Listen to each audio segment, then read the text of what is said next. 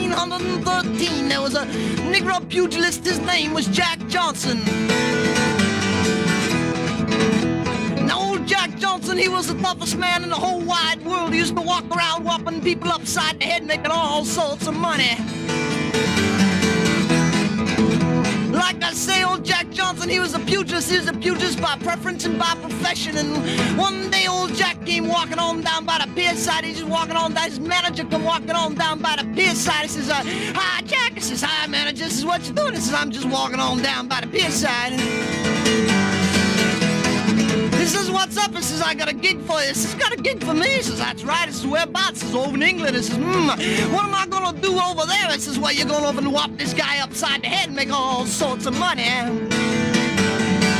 Old Jack says, "That's groovy, baby. That's really groovy. You give me a ticket on the next flight out." He said, "Ticket on the next flight out? This is 1913. Why, the Wright brothers haven't even started fooling around with Kitty Hawk yet." He said, "Who's she?"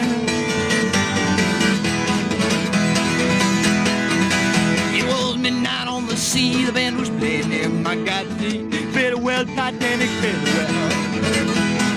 Old Jack says, "Well, how am I gonna get there, baby?" He says, "Oh, I'm gonna show you." And he whips open a newspaper and shows them a picture of the USS Titanic, folks. She's the world's biggest ship.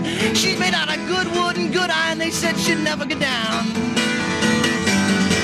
He says, "You mean I'm going over on the boat?" And he says, "That's right, baby, you're going on the boat." He said, "Well, let's get some tickets." He said, "All right." So they headed on down to the ticket taker's place. He walks on up to the ticket taker. He walks on in and says, "Hey, man, I want to buy me some tickets." He said, "Got red ticket, green ticket, yellow ticket, blue ticket, what kind of ticket you want?" I said, "I want a red one." He gave him some loot and he laid it on him. He's got his ticket now. He takes everything he owns. He wraps it on up in a diaper and he hangs it on a stick over his back and goes heading on down by the pier side. He getting on down by the pier side and his manager's down there by the pier side, and there she is, folks. The USS Titanic, she's lined up beside 250 parking meters. The captain's getting done ready to split because he run out of time. Now, around this time, there was an Italian senator in the State House, and all Italian senators, them got brothers own construction companies, and this one had a brother, he owned a construction company, and the Titanic, she was made out of good Italian wood, good Italian, and they said she'd never get down. So there's old Jack standing on the bottom, got everything he owns wrapped on up in that diaper, hanging on a stick over his back. He shakes hands with his manager, goes walking on up the gangplank. The captain's standing on the top. He get up onto the top, and the captain look at the ticket. He look at the ticket, he look at Jack. He look at the ticket, he look at Jack. He look at the ticket, he look at Jack. He look at the ticket, he look at Jack. He look at it. He says, "Sorry, baby, wrong color." Says, "Me or the ticket?" This is you. He wouldn't let Jack Johnson on board. They said this ship don't haul no coal. Farewell, Titanic, farewell. It was midnight on the sea. The band was playing there. My God, farewell, Titanic, farewell, yeah. So Jack says, "It's all right, baby, it's all right. I'm gonna sit right here. I'm gonna pay and watch you go right on down."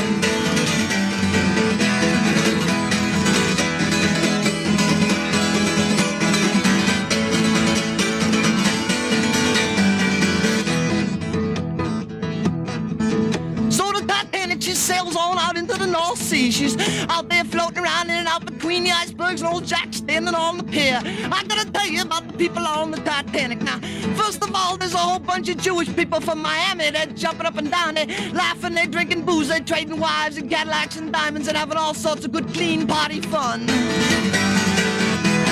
Then there was the people who run the boat. Now, the people who run the boat, they know all about running boats. They know all about hoisting up landlubbers and battening down hatches and doing all sorts of other good things like all good sailors do in their faraway sea. Then there was the captain. Now, the captain, he know how to walk like a captain, write like a captain, walk like a captain, talk like a captain, smell like a captain, eat like a captain, do all sorts of captain things. Then there was the first mate. Now I gotta tell you about the first mate. Now the first mate, he don't know nothing about Jewish parties. He don't know nothing about hoisting up landlubbers. He don't know nothing about captains either. He wants to want to go over to England. He want to play his guitar. He want to run around, chase women, have all sorts of good time.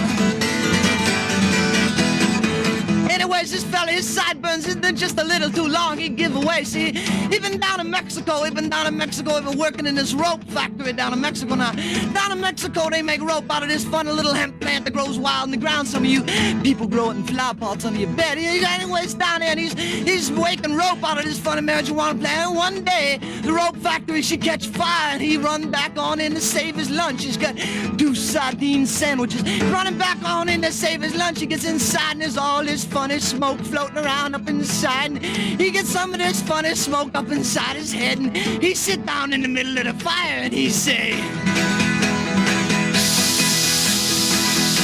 "Shit, baby, I ain't gonna make rope no more."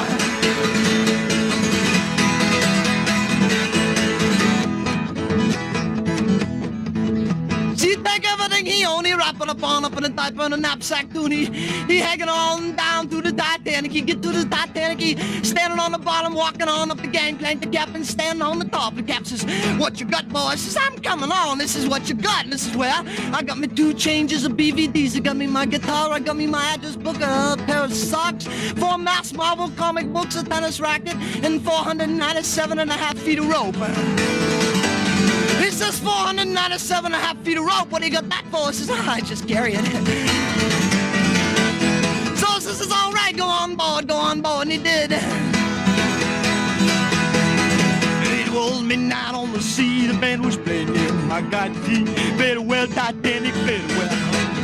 Now they wouldn't let Jack Johnson on board. They said this ship don't haul no coal, very well, Titanic, very well. That brings us up to what's happening now. The Titanic, she's floating around, headed out between the icebergs. The Jewish people are partying, they're trading wives and Cadillacs and diamonds. They're drinking booze and having all sorts of party fun.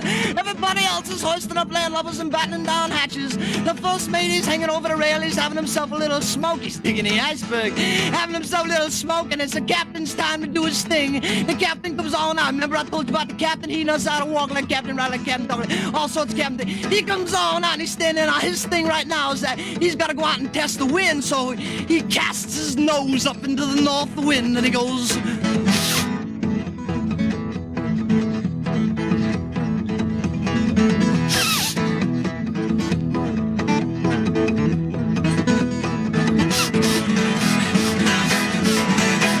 he walks on over to the first mate. He says, "Hey, first mate, what's that you smoking?" He says, "That ain't nothing but a little old cigarette, captain." He says, "I don't believe it. Give me a puff." He says, "All right."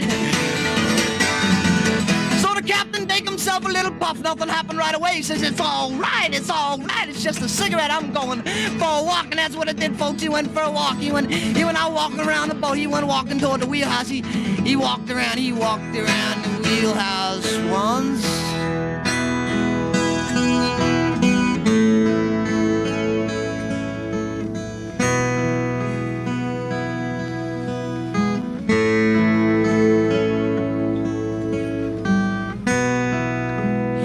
Around the wheelhouse twice.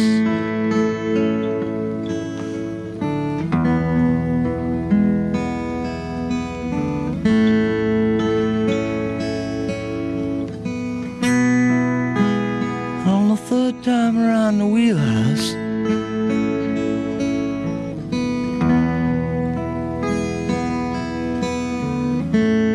the first mate, he looked on over at the captain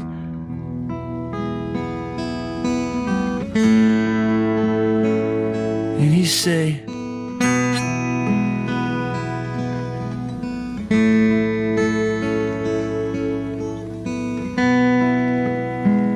"You want another talk, Captain?"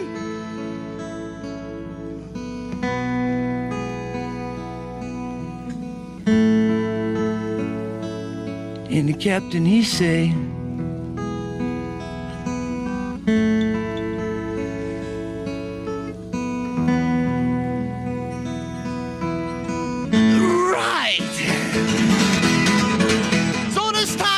tell the captain a little bit about the smoke that he's smoking. He says, "Now, the idea, Captain, the idea is to get the smoke way down deep inside your tummy and hold it there just as long as you can. It'll make your feel good all inside." So the captain says, "All right." He take himself 3 big pokes off that funny little brown weed. He says, "I'm commencing to hold it in." He walked around the wheelhouse, he went downstairs, he laid down, he got up, he ran in the other room, he sent a radiogram. He came on back in, he took a shower, he come out, he shaved. He laid down, he got up again, he turned on the television, he turned off the radio, he played a game of cribbage, he read a Smash Marvel comic book. He walked in the kitchen, made a cup of tea, made a cup of coffee, sat down, ate a piece of pie, went upstairs, played another game of cribbage, went back in, finished his other Mass Marvel comic book, laid down, he had the television, the radio, the egg beater, the air conditioner, everything's all going at once. He walks up on deck, and this is 52 minutes later, and this cat, he breathes yet. So the first mate see him standing up there on the rail. He's all puffed up like a balloon. He says, "You gotta let it out, Captain." So the captain, he let it all out at once. Falling right down on the wheelhouse floor, he's out cold. Oh, brings us up to what's happening again, folks. The Titanic, she's sailing around in between the icebergs.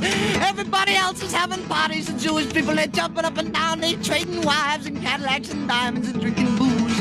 Everybody else is hoisting up landlubbers, battening down hatches and doing sail things. The first mate's hanging over the rail. He's having himself a little smoke and digging the icebergs. And the captain's out cold on the wheelhouse floor.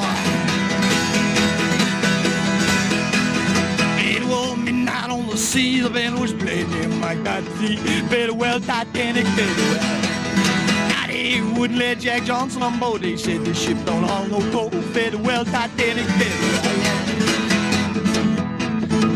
All of a sudden, the captain's eyes popped wide open and stood right up straight,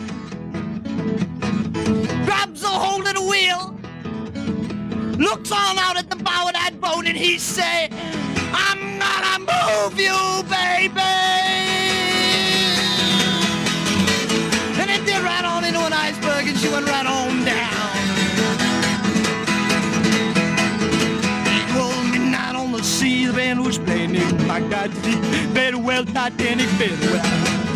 Now they wouldn't let Jack Johnson on board, they said the ship don't haul no coal, very well, Titanic, very well. That's the true story of the Titanic, folks. She went right to the bottom. She took with her all the Jewish people, all the first mates. She took with him the captain. She took with him the landlubbers. She took with him the Mass Marvel comic books, the tennis racket, and 497.5 feet of rope. Meanwhile, back on the stateside, old Jack Johnson, why, he's standing up on the pier, he's fishing away, he's got himself a little stick and a line, and he gets a tug, he pulls it on up, it's a big wet, blue, soggy messing on the inside on the line, and written in big gold letters, it says, USS Titanic, and stuck right above it was a wet roach. That boy was so happy, he started doing the Eagle Rock up and down that pier like it's going out of style. He's gonna do the Eagle Rock now, everybody in for the Eagle Rock.